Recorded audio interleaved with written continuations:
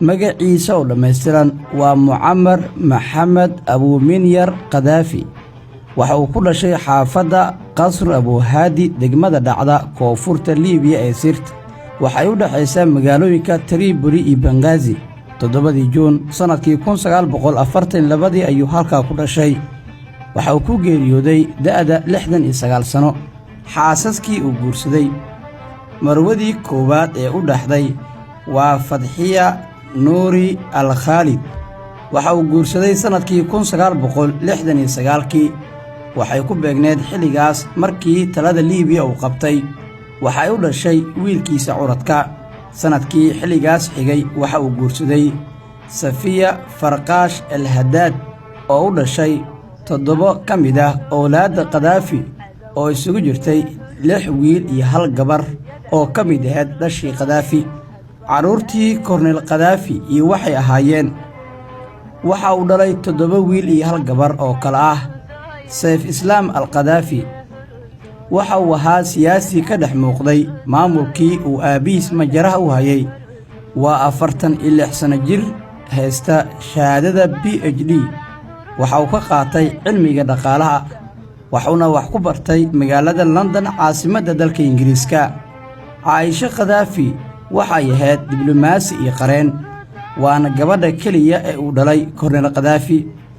waana dhasha Safiya Farqaash oo ka mid ahayd xaaskii Qadaafi. Al-Saadi Qadaafi waxa uu ahaa qof ku firfircoon xiriirka kubadda cagta. sidoo kale waxa uu mar soo noqday sargaal ka tirsan ciidamada gaarka.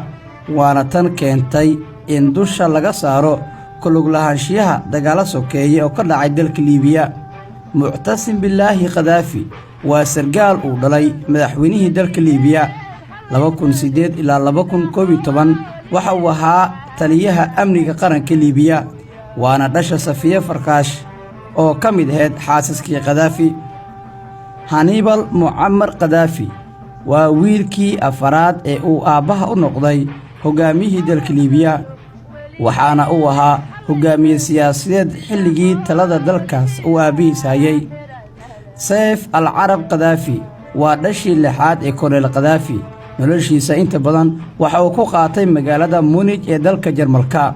balse waqtigii xasaradaha uu galay aabihii iyo dalka Liibiya waxa uu dalkaasi u tegay sidii ugu qayb qaadan lahaa samata bixinta iyo badbaadinta maamulkii aabihiis uu madaxweynaha ka ahaa. waxaa dilay ciidamada NATO. waxa uuna ahaa sargaal military oo si dadban ula shaqaynayay maamulkii Qadaafi. Mohammed Qadaafi waa curudka Qadaafi. sida kale haddii aan u dhigno waa kan ugu horeeya awlaadda u dhalay hogaamiyihii hore ee dalka Liibiya. waa nin aad u adag sida aabihiis. waxa uu maamul ka hayay qaybta boostada isgaarsiinta Liibiya. halkaas ayuu kala socday xogaha iyo dhaqdhaqaaqa siyaasadeed. Qamiis Qadaafi waa yaraankii Muammar Al-Qadaafi waana wiilkii 7aad. dhanka kale waa dhashii 8aad ee awlaadda Qadaafi. waxaa kale uu ahaa sargaal ciidan oo adag sida aabihii. sidoo kale waxa uu ka mid ahaa gacmaha uu ku tashto Qadaafi marka xaalka uu xumaado. waxaana la dilay 29 Agoosto 2011. sifaha Qadaafi haddaba nin nuuce ayuu ahaa? Korneyl Muammar Al-Qadaafi waxa uu ahaa nin isku kalsoon oo u dhaqma sida uu doono ama uu jecel yahay. waxa uu talada dalkaas kula wareegay hab afgembi ah oo aan dhiig ku daadan, isagoo xilka ka qabtay boqorkii la oran jiray Idriis. xilli uu ahaa sargaal daayar oo ku fogaatay hanti goosadka ama hanti wadaagga iyo shuucinimadii Ruushka u waday. waxa uu qaatay nidaam saddexaad sida uu markii dambe Qadaafi uu ku sheegay wareysi uu bixiyay, waana islaamka iyo hanti wadaagga la isku dhafay. laakiin fikraddaas waxay ku qaadatay in muddo uu ka hormariyo. tani waa sidii uu u arkay hanti dhowrka wareysigii uu ugu horeeyay ee uu bixiyo markii uu awoodda qabsaday 1969kii, kaas oo kaga sheekeeyay qorshaha uu ka leeyahay mustaqbalka Liibiya. tababarada ciidamada haddaba sidoo buu ku soo qaatay.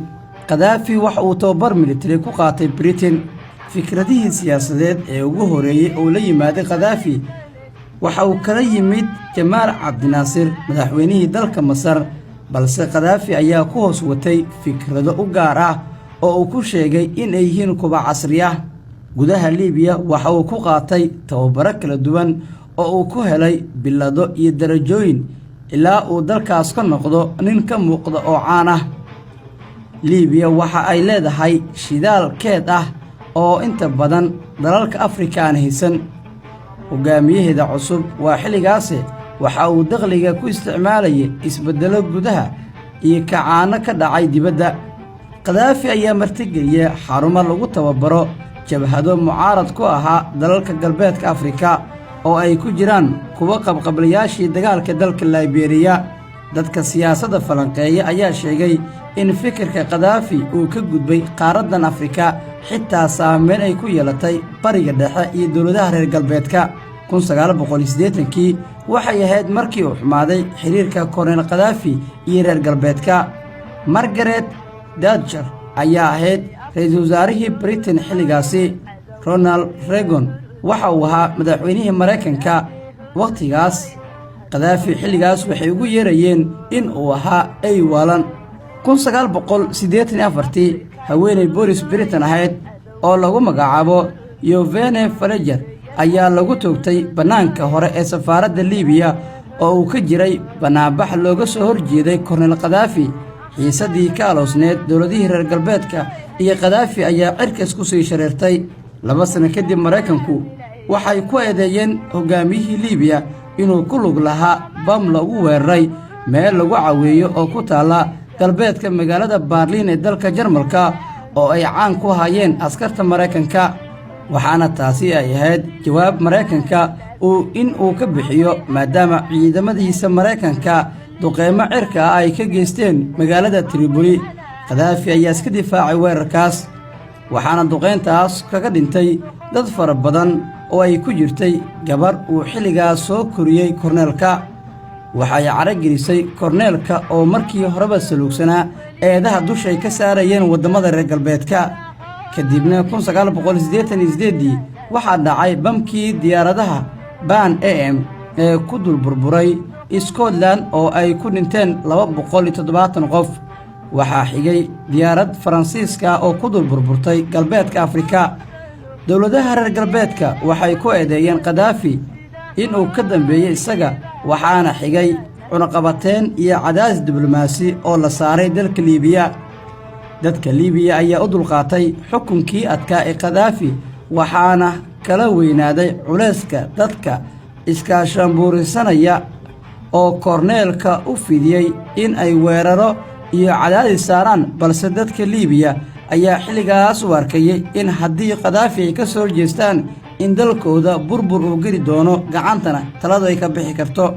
shirarka iyo kulamada lagu casuumo madaxweynihii dalka Liibiya waxa uu ka jeedin jiray hadallo xanaf leh oo sii horinaya colaadii loo qabay dalkooda.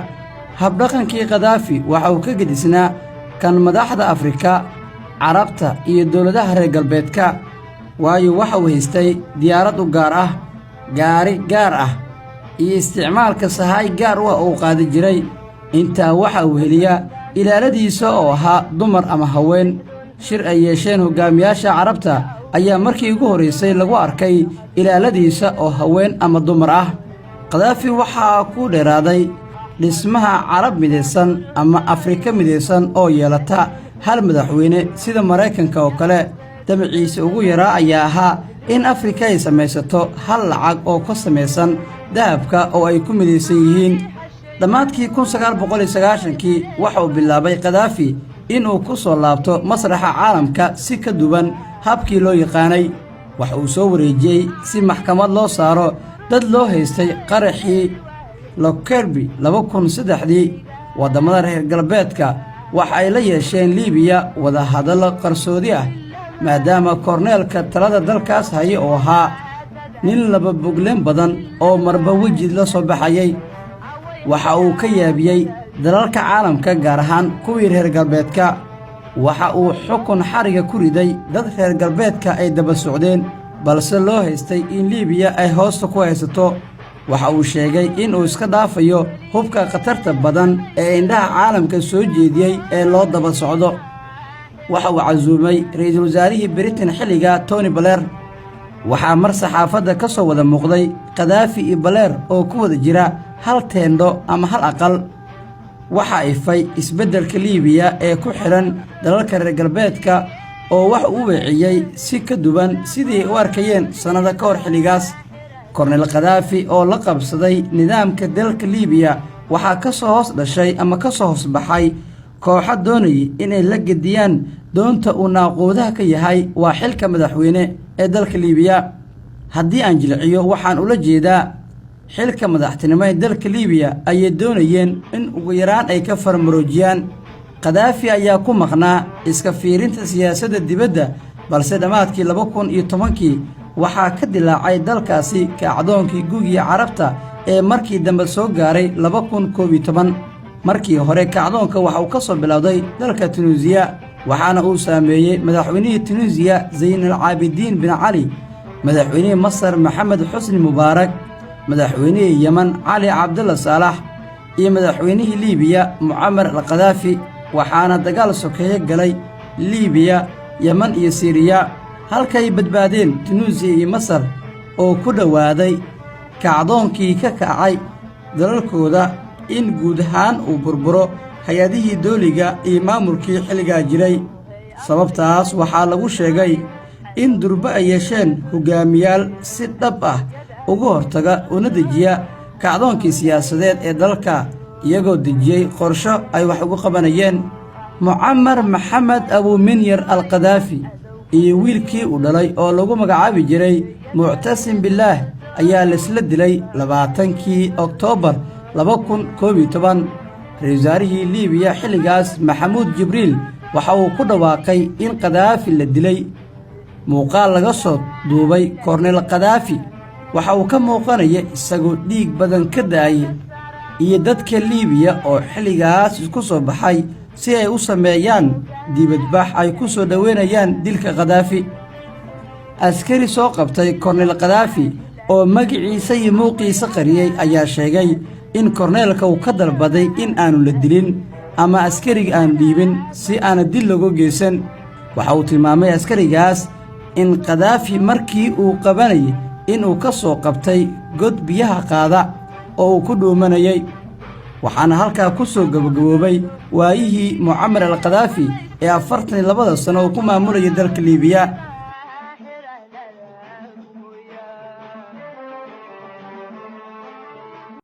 fadlan si aad u hesho warbixinno taariikho kale u badan madaxda Afrika oo soo socda toddobaadka soo socdana aad maqli doontaan haddii aan la idmo. warbixinadan aad daawan doontaan fadlan like saar haddii beedkan aad ku cusub tahay. mahadsanid.